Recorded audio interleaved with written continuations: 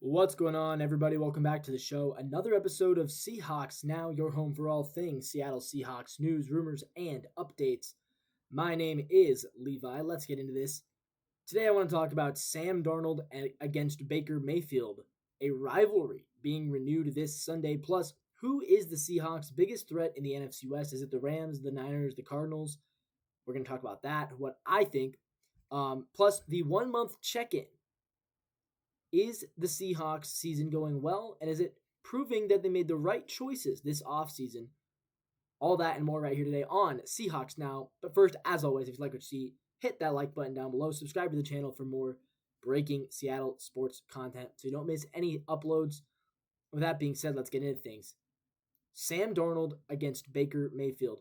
I don't think we've talked about this very much. I don't think people really talk about this. But this kind of feels like a rivalry between these two quarterbacks. Now, they haven't played each other very much. But remember, it feels weird looking back. This was once the debate for the number one overall pick. Obviously, now we know Lamar Jackson is a two-time MVP. We know Josh Allen winning an MVP. And those two guys were both drafted in the same draft class as Darnold and Baker. However, right now, I think there's a serious debate. Who is the third best quarterback in this draft class? Right? Who was the third best quarterback in the 2018 draft class? Is it Baker Mayfield or Sam Darnold? I think we all agree Lamar and Josh are the top two. I would probably say Josh number one, Lamar number two. I know that, but I think there's a debate there. But who's the third best? Is it Darnold or Mayfield? Mayfield obviously went number one overall to the Browns. Darnold goes number 3 overall to the New York Jets. There was a real discussion, though. There were people who thought the Browns should have picked Darnold at number 1. He was very good at USC. He was excellent at USC. So again, let's get into it. Darnold, Mayfield. Sam Darnold, first time he played Baker Mayfield was week 3 of their rookie season, 2018. Mayfield actually didn't start that game for the Cleveland Browns. Tyrod Taylor started the game. Mayfield comes in, ends up winning 21-17. The Browns won that game. It was their first win of the season. It was the Jets' second loss of the season. Looking at the results of that game, Todd Bowles was the coach for the Jets. Now he is the coach for Baker Mayfield's Buccaneers. So that's kind of a fun little tidbit there. Hugh Jackson, on the other hand, was the coach for the Browns. So Darnold being coached by the guy who now coaches Mayfield, the Jets were up 14-3 at half, end up losing 21-17. Sam Darnold in that game, he completed 15 of 31 passes for 169 yards, no touchdowns, 2 interceptions, was sacked twice, 38.2 passer rating. He was pretty bad. Baker completed 17 out of 23 passes, 201 yards, no touchdowns, no picks, was sacked once, and obviously gets the win. He had a 100.1 passer rating. That was the first time they played. Next time they played was in 2020.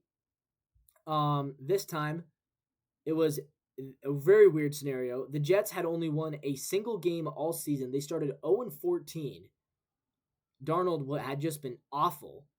Then they beat the Rams in an upset in Week 15. And then Week 16, they play the Cleveland Browns, and they also get an upset victory, 23-16 in that game. This time, Adam Gase was the head coach for the Jets, Kevin Stefanski for the Browns. Baker Mayfield in that game, no touchdowns, no picks, completes 28 out of 53 attempts for 285 yards, 68.5 passer rating. Darnold had a good game that time. He completed 50% of his throws, 16 for 32, only 175 yards, but 2 touchdowns, no picks, 87.4 passer rating. Also, Jamison Crowder threw a touchdown pass in that game. Really weird game. And that was the last time they played each other, was 2020. Obviously, then we get to 2022. 2022 was a weird year because they were both on the Carolina Panthers. Baker Mayfield took over. So in 2021, Darnold goes to the Panthers, starts off 3-0 in Carolina, then loses 4 straight, wins to get to 4-4, and then loses again to lose to 4-5. Then he gets hurt. PJ Walker takes over. He comes back at the end of the season and loses 3 straight games. So Darnold with the Panthers went 4-8 in 2020. Next season, in comes Baker Mayfield, and the Panthers say, we're going with Baker. He's our guy. Darnold's going to be the backup. Baker's going to be the starter. You could say that kind of renewed their rivalry again. So at this point, Baker number 1 pick, Darnold number 3 pick. Browns chose Baker over Darnold. Then Baker wins their first matchup, but then gets upset in their second matchup. Still, though, at this point, Baker's been in the playoffs. He's won a playoff game. Darnold hasn't won anything. Then they go to Carolina, and again, Panthers choose Baker over Darnold. So now Darnold, at this point, he's clearly the second choice to Baker. But then something weird happens in 2022. Baker Mayfield gets benched. The Carolina Panthers started off terribly. They were 2-8. They release Baker. He goes to the Rams. He gets benched for, guess who? Sam Darnold. So Darnold is now back, and for the first time, he is the one who has been chosen over Baker Mayfield. Not only does he get chosen, he actually wins. He wins 4 of their last 6 games. He goes 4-2, including a big win over the Seahawks, by the way. Since then, since 2022, here are the numbers for Sam Darnold. Since the Panthers benched Baker Mayfield for him, here's what he's done. He has started 28 games. He is 21-7. Really, really good. He has a 65.1% completion percentage. He's thrown 49 touchdowns in 28 starts, so he's averaging about 1.7 touchdown passes per game. Only 18 picks in 28 starts, so he's averaging less than 1 interception per game. He has a 5.9 touchdown percentage, a 2.2 interception percentage, a passer rating of 100.4, 8 yards per attempt, 180 passing yards per game. He has 8 game-winning drives and 3 fourth-quarter comebacks.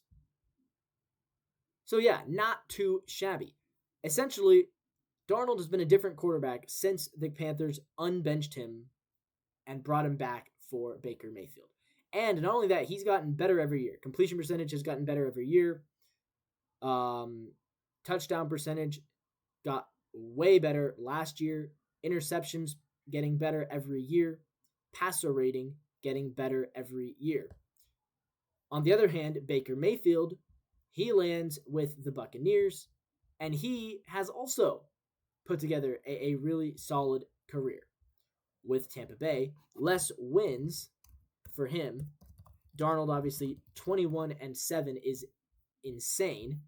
But that's not to say Baker has been bad by any means since joining Tampa Bay. Here's what Baker's done. Past 3 seasons.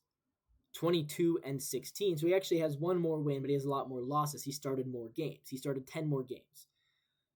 Completion percentage, 67%. He's thrown 77 touchdowns for a 6% touchdown rate. Remember, Darnold was at 5.9, so they're essentially even there. Baker, 27 picks for a 2.1% interception rate. Again, Darnold was at 2.2%. So again, essentially the same. Mayfield has a passer rating of 100.1. Darnold passer rating was 100.4. So again, Darnold's slight edge there, but essentially the same. QB yards per game, Baker has a significant edge. He's throwing 248 yards per game. Darnold only throwing 180 yards per game. But the yards per attempt, Darnold was at 8, Baker 7.4. And Baker has led 7 game-winning drives. Darnold has led 8. Baker has led 6 fourth-quarter comebacks. Darnold only 3 fourth-quarter comebacks. Both of them have made the playoffs. Both of them. Darnold's made the playoffs once. He lost 0-1. Baker has made the playoffs twice. He is 1-2 in that span.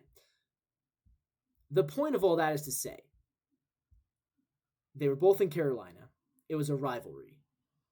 And then, what happened? They both left Carolina, and since leaving Carolina, they've been essentially the same quarterback. They've both been really good. This is going to be their third time playing against each other. I don't know if there's any heat between the two of them. They certainly were competing against each other, though, in Carolina. And before that, they were competing for the number 1 overall pick. And now they're competing for who is the third best guy in this draft class. I would personally still say Baker slightly, but I think if Darnold wins, he can really give himself a leg up. So it's going to be really interesting. I think it's a fun storyline because for a while there, I think both of these guys were considered busts, but right now, they're both really good. They're both, honestly, they're probably both elite. And one of them has a chance to prove to the other why it should have been them in Carolina and why it should have been them at the number 1 overall pick. That's what I'm interested to see. Let's move on.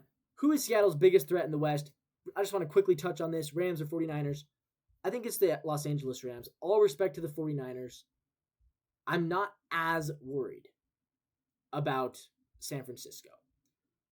Maybe it's because of the injuries. I'm more worried about the Rams. I think the Rams right now, if you'd put a gun to my head, who's going to win the NFC West, I would say it would be the Los Angeles Rams. I think it's close. I think Seattle and San Francisco both right now feel like they can be playoff teams. But the Rams are a really well put together team. I want to talk about this more. We're already kind of moving ahead. So last topic for today, 1 month check-in. After a month, after 4 games, did Seattle make the right calls this offseason? Specifically, moving off of Geno and DK, moving on to Darnold and JSN and Cooper Kupp. Right now, I think the answer is clearly yes. You see what Geno's doing in Las Vegas. It's not very good. He leads the NFL in picks. He's 1-3. I understand there was a blocked field goal. They would have been 2-2 still. Raiders have not been as good as Seattle. Pete Carroll looks like he probably should have retired. Geno looks like he is clearly regressing back to the backup quarterback that he was before he came to Seattle. And meanwhile, DK Metcalf, I will say, he's been having a good season with Pittsburgh, clearly enjoying playing with Aaron Rodgers. JSN has been better. JSN right now is the second best receiver in the NFL. If you look at, we talked about this yesterday, so I'm not going to try to make the argument again. Go back and watch yesterday's video if you want to hear just how good JSN has been. I don't have time to talk about it today. He's been elite. Better than DK. So, and Cooper Kupp hasn't done a whole lot yet. I'm not sure about that. So I think so far my 1 month verdict is this. Yes, we made the right call to move on from DK. Yes, we made the right call to add to get rid of Geno Smith and add Sam Darnold. Yes, the right call was to get rid of Pete Carroll and replace him with Mike McDonald. And I think right now my early take is probably we made the wrong call with Cooper Kupp, but we'll see. And if Cooper Kupp can just have 3 more big games left in him, but if they can come in the right times, like if we can get a big Cooper Kupp game against the Rams, a big game against maybe the Lions. Do we play the Lions? I think we do.